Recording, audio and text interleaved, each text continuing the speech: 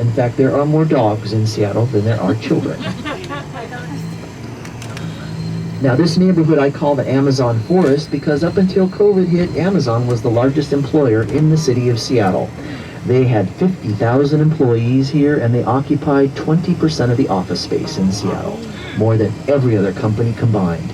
A real estate developer came into this neighborhood, tore down all the old brick buildings, put up all these new skyscrapers, a concrete jungle for Amazon. But because Amazon, during the pandemic, is working from home, all of these buildings are empty.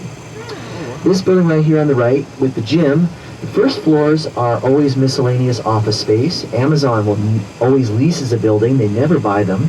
That way they can quickly leave them if they need to. So you'll never see their name or the big smile or the word Prime on any of their buildings. But this building here with Pandora Fitness is an Amazon building, and it's empty. And they were going to come back this summer, but because of the Delta variant, they delayed their opening or return to offices until January.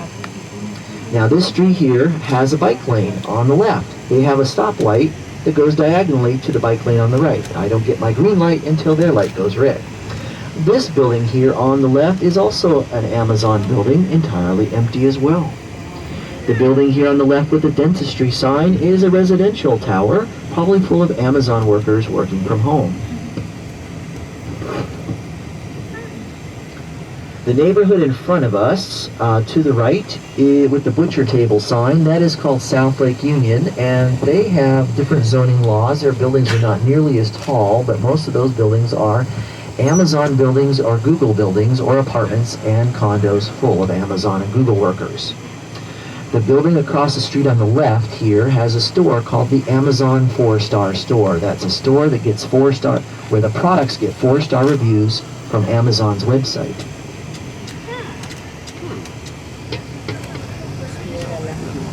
These aren't the people who fill your orders when you go shopping. This is the HR, the IT, the customer service, the fraud people, the administrative folks. Right here, coming up on the right, are the Amazon Spheres, 3 glass bubbles full of gum trees and 9,900 species of other plants that are built as a private garden for Amazon.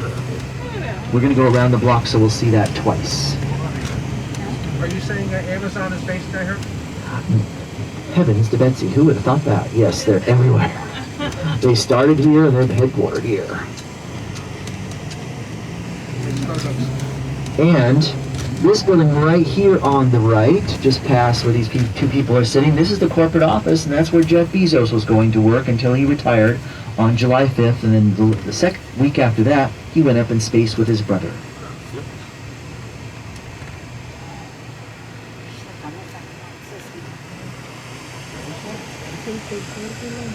Then as I make this right turn, there's 2 older buildings over here on the right, right in front of us.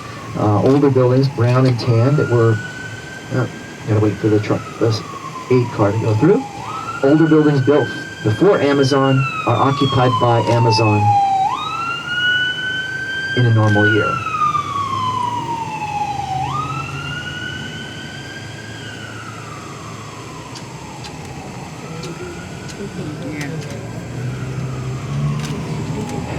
Then the 3 buildings on the left here, this one right here directly on our left, and the 2 diagonally over here across the street on the left with the orange Adirondack chairs. These were constructed before the pandemic, finished during the pandemic for Amazon, have never been occupied by Amazon. Here on the right is an Amazon Go store. It's kind of like a 7-Eleven. You spend no money out of pocket. It gets billed to your Amazon account.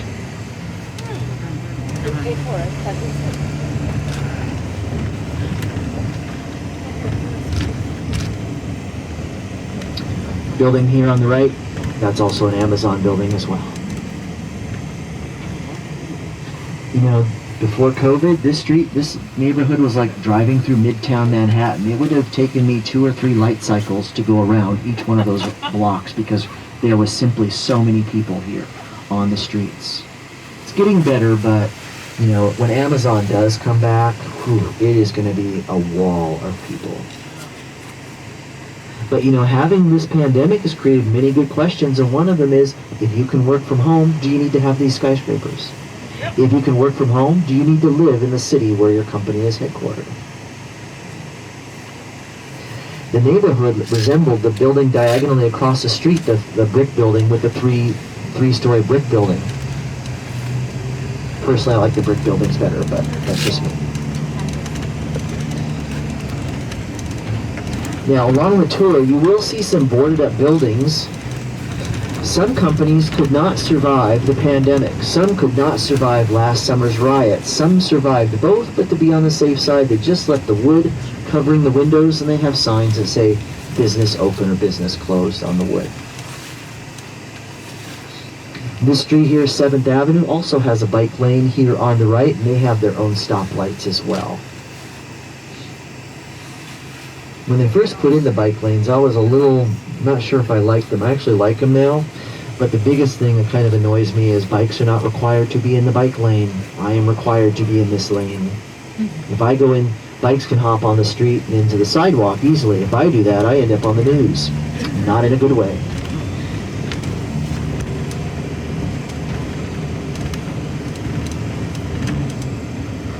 Do you guys have the scooters and the bikes in the cities where you live? Yes. Okay. So you're familiar with those.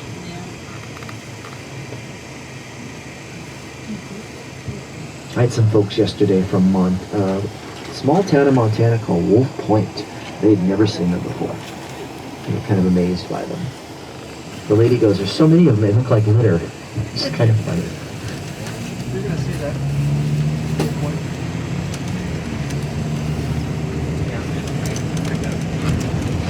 This building here on the right is a shopping center, and it closed before COVID for a renovation. It's supposed to reopen later this year. It's actually kind of open right now. There's just not a lot of businesses in it.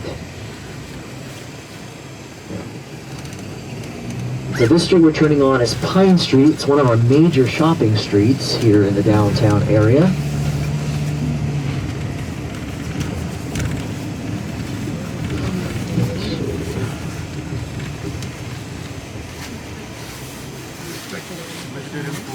The building coming up here on the right is Nordstrom. Nordstrom started in Seattle in 1901. This is the flagship store for the chain.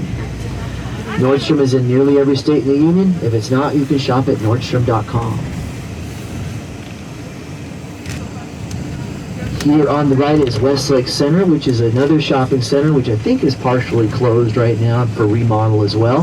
This is Westlake Plaza we're driving into, our main public square. In this plaza, we've had riots, protests, demonstrations, sit-ins, concerts, and marches. We've had presidential candidates speak here. We've had presidential candidates be prevented from speaking here. Everything starts at Westlake Plaza. The presidential candidate who spoke here was John Kerry in 2004. The presidential candidate who was prevented from speaking here was Bernie Sanders in 2015. Now we're heading to Pike Market, which is straight ahead about 2 blocks in front of us. Now the Pike Market is one of the oldest continuously used farmers markets in the United States. It started in 1907. South of Seattle to the left, there's a river valley called the Green River Valley.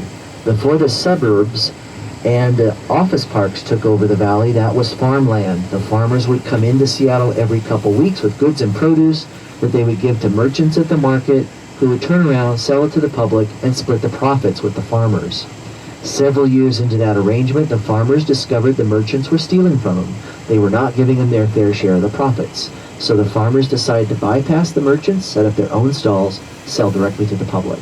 First couple weeks that happened, there were riots between the farmers and the merchants, who had just been co-workers a few weeks before, but the farmers ultimately won out. And until COVID hit, it was one of the busiest tourist attractions in the U.S., getting about 25 million visitors a year. Because before COVID, every year from May to October, we would get 4 to 6 cruise ships in every week, bringing up to 25,000 extra people on the streets. Ooh, rare creatures here on the right. Children, don't take their picture.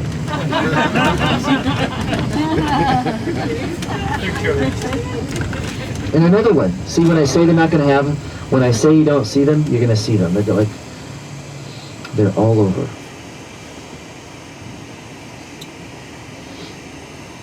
Actually, the cruise ships would bring in, I think, 40 up to 35 to 40,000 extra people on the streets, kind of funneling through Pike Market, downtown, and the waterfront. And most of our cruise ships go to Alaska. They still do. Some would, in prior years, would go down the coast to California.